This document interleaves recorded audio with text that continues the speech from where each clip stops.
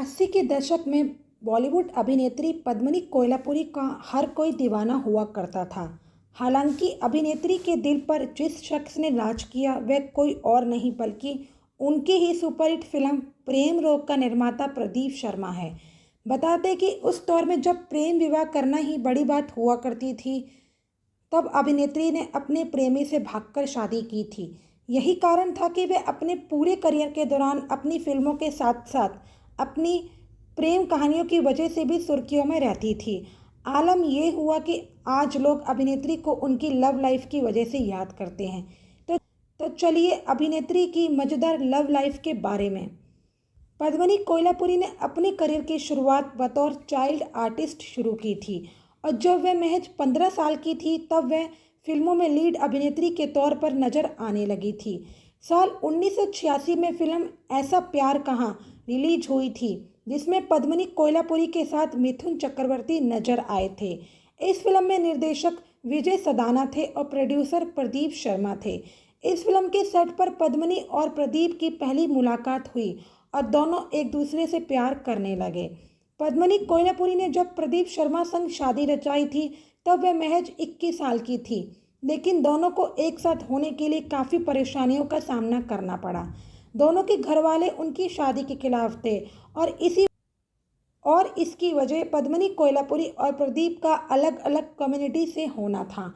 इस वजह से उन्होंने भागकर शादी करने का फैसला लिया। अभिनेत्री ने अपने प्यार को चुना और प्रदीप का हाथ थाम लिया। पद्मिनी कोल्हापुरी का साथ जब उनके अपने माँ बाप ने छोड़ दिया था तब उनका हाथ बॉलीवुड की मशहूर अभिनेत्री और पद्मिनी की दोस्त ने थामा। पूनम ढिल्लों ने पद्मिनी की शादी के लिए उन्हें अपने गहने और कपड़े दिए थे। हाल ही में खुद पूनम ने इस बात का खुलासा किया था। उन्होंने बताया था, आसान शब्दों में कहूँ तो भागकर शादी की थी पद्मिनी ने और उन्होंने जो भी ज्वेलरी पहनी थी वो हमने उसे दी थी। हम लोग बहुत छोटे थे और हमें नहीं पता था कि वे अपनी शादी पर क्या पहनेगी, इसलिए हमने उनके लिए कपड़ों की व्यवस्था कराई थी। हमने साथ में बहुत से उतार चढ़ाव, खुशियों और उदासी वाले पल देखे थे। मुझे लगता है भगवान अपना परिवार चुनता है, लेकिन केवल एक रिश्ता है जो हम अपनी मर्जी से चुनते हैं और वह है दोस्ती, और मैं इस दोस्ती के लिए कुछ भी कर सकती हूँ।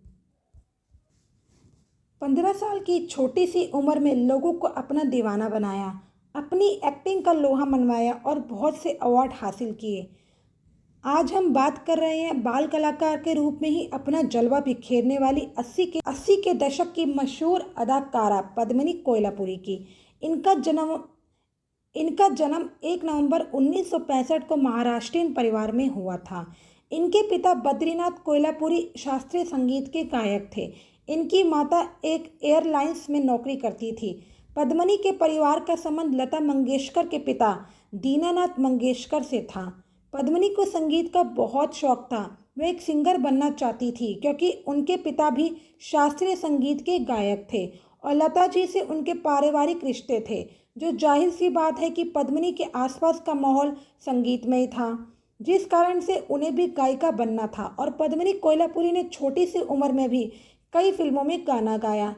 पद्मिनी ने 14 साल की उम्र में फिल्म यादों की बारात में गाना गाया था। फिल्मों में पद्मिनी का अचानक ही आना हुआ था। वह एक्टर नहीं बनना चाहती थी, लेकिन किस्मत को कुछ और ही मंजूर था। पद्मिनी कोल्हापुरी गायिका बनना चाहती थी, लेकिन वह एक्टर बन गई। फिल्म सत्यम शिवम सुंदरम के लिए उन्हें बाल कलाकार के रूप में काम करने का ऑफर आया था और पद्मिनी ने उत्सुकता बस हाँ कह दिया, जिस वजह से वह एक्टिंग की ओर खींची चली गई और एक एक्टर बन गई। 1978 में आई फिल्म सत्यम शिवम सुंदरम में पद्मिनी ने बाल कलाकार के रूप में काम किया था। ये उनकी पहली फिल्म थी। पद्मिनी फिल्म साजन बिना ससुराल और थोड़ी सी बेवफाई में भी बाल कलाकार के रूप में नजर आई। पद्मिनी कोल्हापुरी हर तरह के किरदार निभाने के लिए जानी जाती है। वह हर रोल को करने के लिए हमेशा तैयार रहती है, चाहे वह बोल्ड सीन हो या फिर एडल्ट।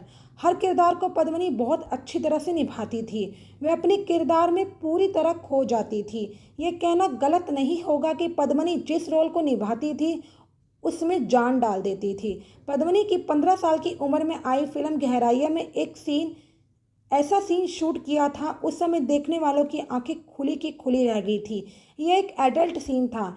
इस सीन को लेकर चारों तरफ पद्मिनी की खूब आलोचना हुई, लेकिन इस आलोचना से पद्मिनी को नुकसान की जगह फायदा हुआ। वह फिल्म हिट साबित हुई। पद्मिनी की जब यह फिल्म हिट हो गई तो वह खुद बहुत ज़्यादा प्रभावित हुई। उसे लगा कि ऑडियंस को इस तरह के सीन पसंद आते हैं, तो इसी को आगे जारी रखते हुए पद्मिनी ने अपनी अगली फिल्म में 7 से 8 मिनट का रेप सीन शूट करवाया था, परंतु इससे पद्मिनी की छवि काफ़ी धूमिल सी हो गई थी। उनके ऊपर एडल्ट एक्ट्रेस का ठप्पा लग गया था। यह फिल्म थी इंसाफ का तराजू। हालांकि इस फिल्म के लिए उन्हें बेस्ट सपोर्टिंग एक्टर का अवार्ड जरूर मिला। पद्मिनी दिखती तो बहुत ज़्यादा मासूम थी, पर सीन बहुत ही ज़्यादा बोल देती थी।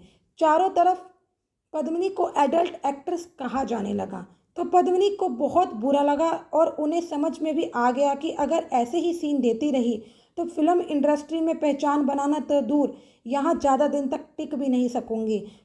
फिर उन्होंने इस तरह के सीन से किनारा कर लिया और भारतीय परिधान में आ गई। पद्मिनी का एडल्ट सीन वाला ठप्पा अभी तक पूरी तरह से मिटा नहीं था कि अचानक उन्होंने कुछ ऐसा किया जिससे कि उन्हें देश में ही नहीं बल्कि विदेश में भी आलोचना का सामना करना पड़ा था।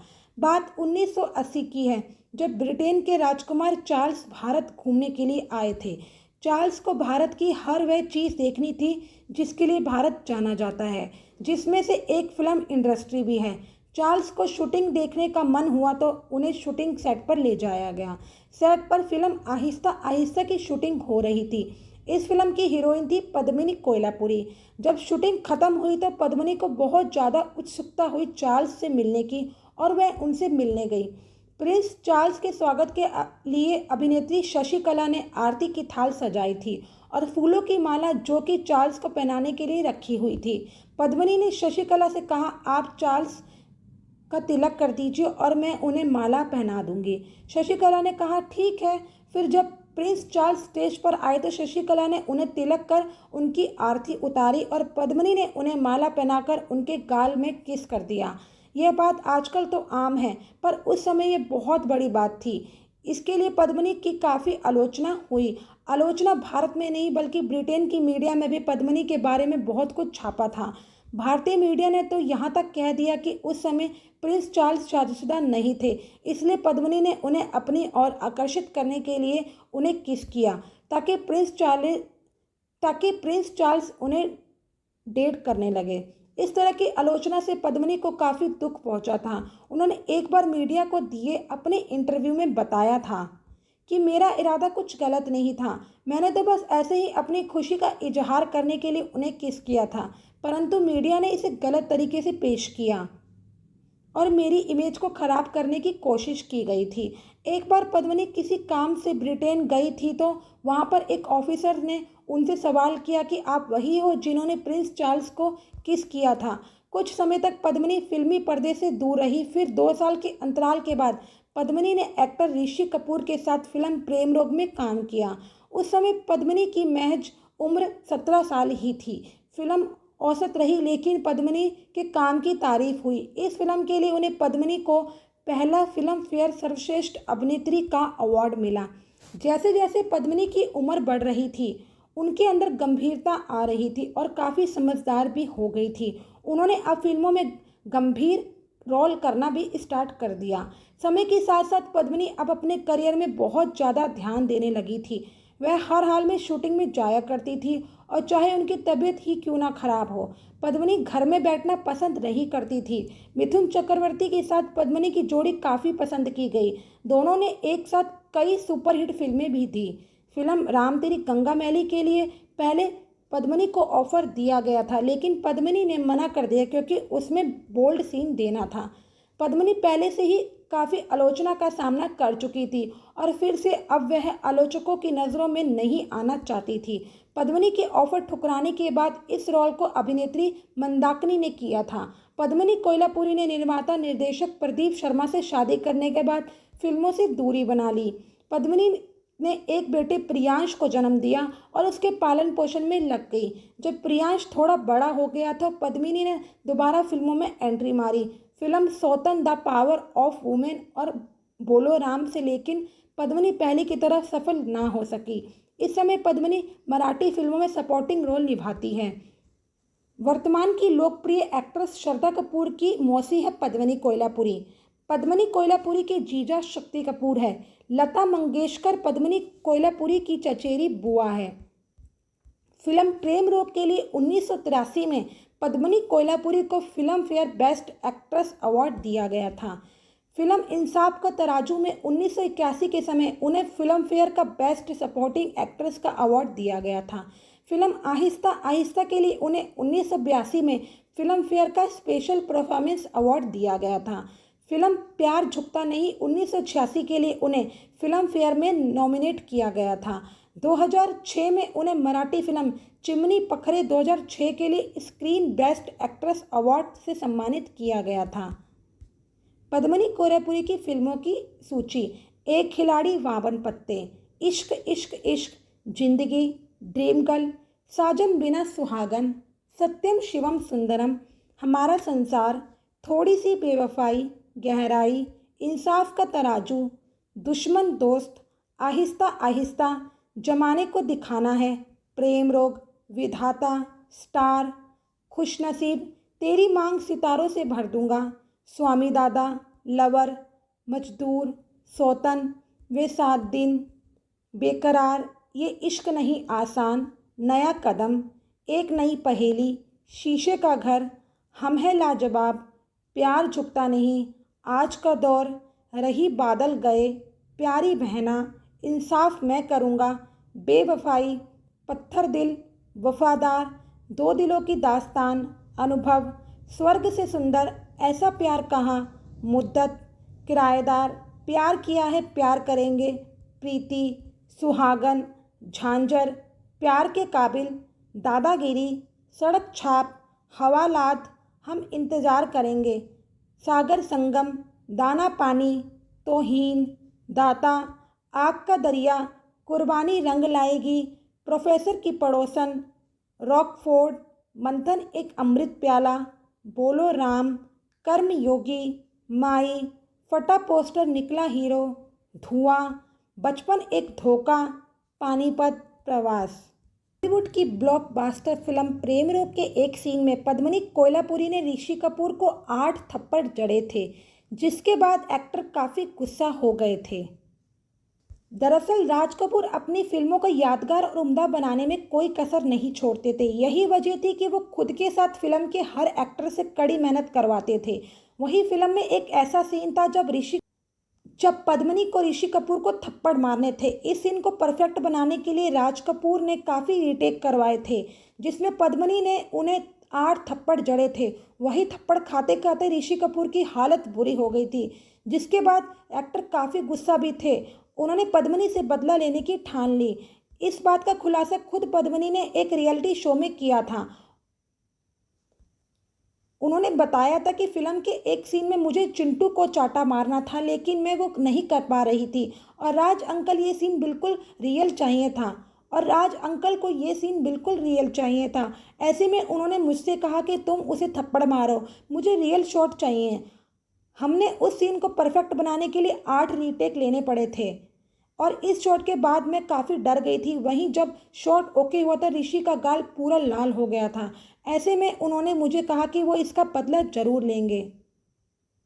खबरों की माने तो जब ये जोड़ी दूसरी फिल्म में नजर आई तो ऋषि कपूर ने डायरेक्टर से कहकर फिल्म में एक ऐसा सीन रखवाया जिसमें उन्हें पद्मिनी को चाटा मारना था। उस सीन में उन्होंने पद्मिनी से अपना बदला ले लिया। सोनी एंटरटेनमेंट टेलीविज़न का घरेलू dance reality show India's best dancer 3 में अनुभवी अभिनेता शक्ति कपूर और पद्मिनी कोयलापुरी इस एपिसोड में आए थे। शक्ति कपूर ने मंच पर एक मज़ेदार घटना साझा की है, जिसमें उन्होंने बताया कि कैसे प्रतिष्ठित फिल्म स्वामी दादा की शूटिंग के दौरान पद्मिनी कोयलापुरी ने उन्हें जीज कहना शुरू कर दिया था।